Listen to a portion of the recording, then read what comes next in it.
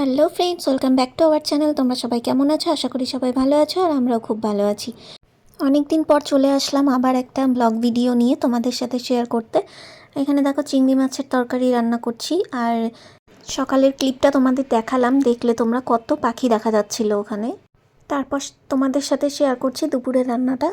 এখানে আমার চিংড়ি মাছের তরকারিটা হয়ে গেছে, তারপর বেগুন ভেজে নিচ্ছিলাম। আর দেখো বিকেলের দিকে আমরা একটু কামরাঙা মাখা খেয়েছিলাম, সেটাই তোমাদের দেখাচ্ছি। কামরাঙাটা কিন্তু ভীষণ মিষ্টি ছিল, আমাদের গাছেরই। আর এই দেখো তারপর বিকেলবেলা ছাদে চলে এসেছি।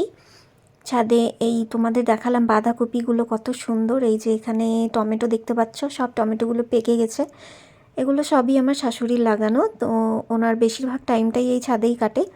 ওনার খুব শখের একটি জায়গা বলতে পারো তোমরা। যাই হোক, তোমরা দেখতে পাচ্ছ এখানে অনেক টমেটো কত সুন্দর পেকে গেছে টমেটোগুলো। আর এখন পাপা ঘরে থাকতেই চায় না, একটু বেরোতে চায়, একটু ঘুরতে চায়, তো ওকে নিয়ে বিকেলবেলা ছাদে চলে আসি একটু ঘোরার জন্য।